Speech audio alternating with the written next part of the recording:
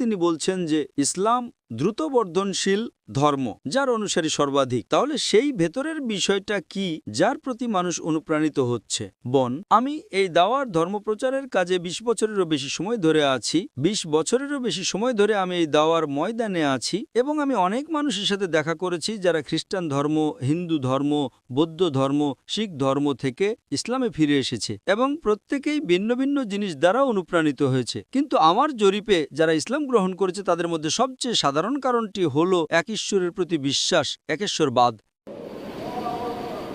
অন্য লোকেরা তাত্ত্বিকভাবে বলে ঈশ্বর এক এবং অদ্বিতীয়, কিন্তু বাস্তবে তারা তা পালন করে না। খ্রিস্টান ধর্ম এক ঈশ্বরে বিশ্বাস করতে বলে, কিন্তু তারা বলে পিতা, পুত্র এবং পবিত্র আত্মা। তারা একের কথা বলে, কিন্তু তারা বাস্তবে ত্রিতত্ত্ববাদে, ট্রিনিটিতে বিশ্বাস করে। তাই ইসলামই একমাত্র ধর্ম যা তাওহিদ বা একেশ্বরবাদের কথা বলে এবং তা চর্চা করে। তাই এটি একজন ব্যক্তিকে এক সত্য ঈশ্বর, একাত্মবাদ সম্পর্কে অনুপ্রাণিত করে এবং অন্যান্য ধর্মের মতো নয়, যেখানে আপনি দেখতে পান যে আপনারা জানেন ঈশ্বররা নিজেদের মধ্যে যুদ্ধ করছে। এক ঈশ্বর অন্য ঈশ্বরের সাহায্য নিচ্ছে এবং শয়তান ঈশ্বরকে পরাজিত করতে পারে। এসব জিনিস একজন সাধারণ মানুষ অযৌক্তিক মনে করে। ঈশ্বর কিভাবে পরাজিত হতে পারেন? ঈশ্বর কিভাবে মারা যেতে পারেন? কিছু ধর্মে ঈশ্বর মারাও যান। তো যদি ঈশ্বর মারা যান, তবে বিশ্ব কে শাসন করে? তো যখন আপনি এসব জিনিস দেখেন, যৌক্তিকভাবে মানুষ সাধারণত অন্ধভাবে অনুসরণ করে। এই অন্ধ বিশ্বাসগুলো ইসলামে নেই। তাই কোরআন বলে তারা কি বোঝে না? এটা বোধসম্পন্ন মানুষদের জন্য।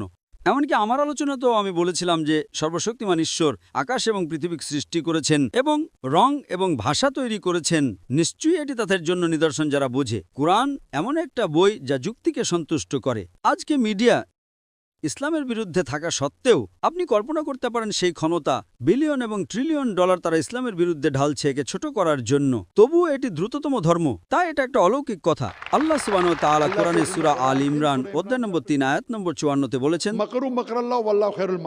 তারা পরিকল্পনা এবং চক্রান্ত করেছিল এবং আল্লাহ পরিকল্পনা করেছিলেন, আর আল্লাহ সবচেয়ে উত্তম পরিকল্পনাকারী। তো এইভাবে প্রধান কারণটি হলো ইসলাম সবচেয়ে যৌক্তিক ধর্ম। কিছু নির্দিষ্ট বিষয় থাকতে পারে যেটা তারা মনে করতে পারে, ও এটা খারাপ, এটা ওই রকম। কিন্তু যখন তারা এর কাছাকাছি আসে, যেমন আজকে ইসলামকে অপবাদ দেওয়া হয়। একটি হলো তন্ত্রবাদ, দ্বিতীয়টি হলো এতে নারীর কোনো অধিকার নেই।